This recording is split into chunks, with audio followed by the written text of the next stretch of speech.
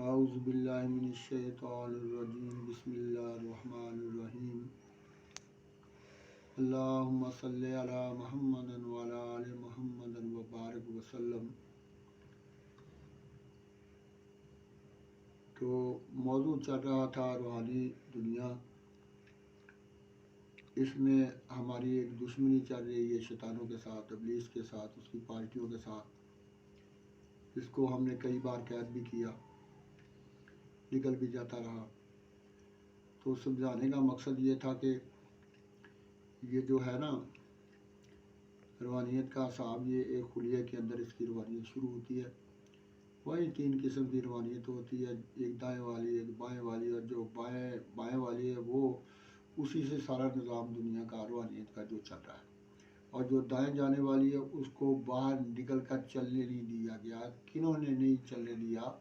उन्होंने जिनका होल्ड था हज़रत आदम अलैहिस्सलाम से पहले, यानी जिन्नात का, तो उन्होंने इसको चलने नहीं दिया। तो ये जो जितने भी पीर हैं, फ़कीर हैं, लोग हैं, ये तसव्वुर शेख में बांधे हुए होते हैं।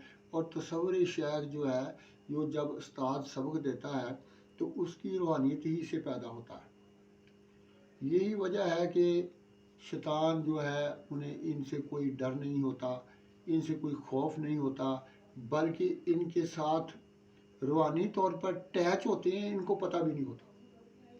क्योंकि अल्लाह फरमा रहा है वो तुम्हें वहाँ से देखते हैं, यहाँ से तुम नहीं देखते। एक कनेक्शन करते हैं, उन्हीं कनेक्शनों से वो उनकी जो पढ़ाई करते हैं नूरी की, उसमें से उनको एक हिस्सा जो वो चला जाता है और उससे वो अपने निज़ाम को मज़ीद मजबूत करते हैं। इसी तरह तमाम लोगों के ऊपर पार्टियाँ जो होती हैं वो अटैच होती हैं, वो पर्दा गैप में आती है, ऐसे नहीं आती। तो उनका निज़ाम जो है सारा वो एक जादू है, जादू मटीरियल की वजह से। जादू जो है वो एक मटीरियल है, वो किसी न किसी मटीरियल से पैदा होता है, ख्वाह उसका नाम हो, ख्वाह वजूद हो या ना हो, नाम हो, तब भी वो कर लेते हैं। अगर वजूद होगा तो तब भी कर लेंगे, उन्हें तो मटीरियल चाहिए। तो मटीरियल से ये सारी कसरें पैदा करते हैं और उन्हीं कसरों से बीमारियाँ फैलती हैं। इनमें से एक बीमारी जो है वो हमारी माँ बहनों के छाती में गिल्टी पैदा होती है। ये गिल्टियाँ पैदा हो जाती हैं और जब ये वगना शुरू हो जाती हैं तो डॉक्टर इनको कैंसर कहते हैं। इनको छातियों को काट भी दिया जाता है, लेकिन कई तो काटने के बावजूद भी सही नहीं हो सकते और कई ऑपरेशन के बाद सही हो जाती है। लेकिन इसमें कोई टेंशन वाली बात नहीं है, ये बहुत आसान सा मैं इसका आज मैं आपको फार्मूला दे रहा हूँ। और पहले मैं ये कहूँगा कि हमारे मुआशरे के लोग जितने भी जाते हैं इन पीर फ़कीरों के पास, वो खुदा के लिए मेहरबानी करते। हम भी इसी ज़िंदगी में सारी ज़िंदगी हमने गुजारी है, तवीज़ हमने भी पढ़े लिखे हैं, लेकिन होता ये है कि इन तवीज़ों के पीछे भी एक मटीरियल होता है, इनके साथ कसरें अटैच कर दी जाती हैं, साए अटैच कर दिए जाते हैं। फिर ये ख़त्म नहीं होता, फिर ये होता है कि मरने के बाद या तो कब्र पे जाएगा या फिर आइंदा आने वाली नस्ल से। आइंदा आने वाली नस्ल जो आती है उस पर जो जादू होता है, जो पीछे से चला आ रहा होता है, उससे फिर ये मूसी बीमारियाँ फैलती हैं जो आपस में शादियाँ करते हैं। तो ये निज़ाम है, इसमें घरों के घर बर्बाद हो रहे हैं, ला रहे हैं वो को हमारे मसाला हल हो जाए, लेकिन हल होने के अगर होते भी हैं ना तो बाद भी ये बिगड़ना शुरू हो जाते हैं। तो मेहरबानी करें इस पर, और जो भी आपने वजीफ़े वगैरह करने होते हैं उसका अल्लाह की रज़ा के लिए, स्वाब के लिए करें। और ये स्तादियों स्टूडियो के सिस्टम जो है इसमें ना जाए, क्योंकि हमारे लिए जो अल्लाह और अल्लाह के रसूल का हुक्म है स्वाब की नीयत से, वही सबसे बड़ा है। तो ये जो छाती में गिल्टी पैदा हो जाती है, इस गिल्टी सख्त होती है, इससे फिर कैंसर भी पैदा होता है जब ये वगना शुरू हो जाती है। अच्छा, फिर एक होता है ये कनेडू निकलते हैं कानों के पीछे, कनेडू भी कहते हैं, कनूए भी कहते हैं, यहाँ हजीरे भी होती हैं, यहाँ होती हैं।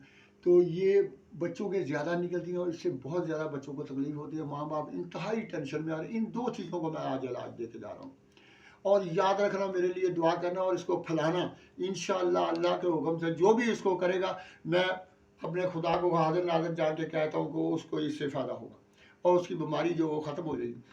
करना क्या आपने, ये गिल्टियों के लिए छाती की हो या कान की हो, कान के पीछे हो या गले के इसे यहाँ हो जाए, तो आपने नमक लेके आना है। ये डली वाला नमक आधा किलो ले आए, किलो ले आए, ला के उसको तोड़ के छोटी छोटी डलियाँ बना लें, घर में रख चढ़े। जब जितनी भी डलियाँ की ज़रूरत है वक्त ज़रूरत तोड़ते रहें, और तोड़ने के बाद आपने करना क्या, उन 7 डलियाँ पहले ले लें। एक डली के ऊपर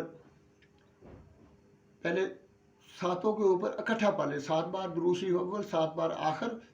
पढ़ने के बाद 41 मरतबा कुरान की ये आयत मुबारक सूरह बनी इसराइल किया, व बिलहक के अनज़लना हो बिलहक के नज़ला, व बिलहक के अनज़लना हो बिलहक के नज़ला। ये कुरान पाक की आयत उस पर 41 बार पढ़ के फूंक मार देनी है। उसके बाद फिर 7 मरतबा एक एक डली के ऊपर पढ़ के फूंक मारनी।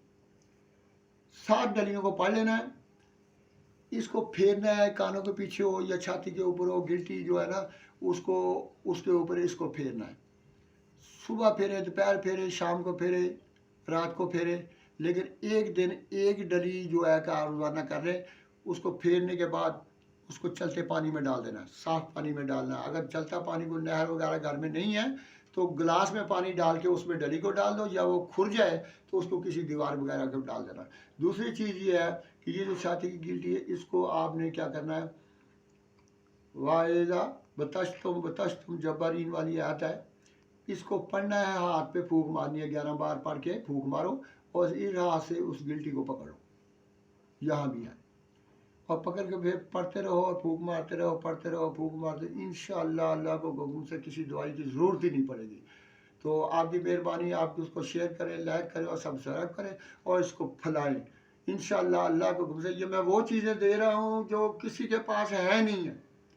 और इंशाअल्लाह ये बच्चों के जो है कनेडुओं का मसला होता है, कानूनों का मसला होता है, ये हजीरों का मसला हो जाता है, ये छाती में गिल्टियाँ हो जाती हैं, ये कोई फोड़ा भी होगा तो वो अगर नहीं वग रहा तो उसके लिए भी ये दोनों चीज़ें जो काम करेंगी, वो नमक वाली जो वो करते रहे, इंशाअल्लाह अल्लाह को हुक्म से ये सबको ख़त्म हो जाए। अस्सलाम वालेकुम।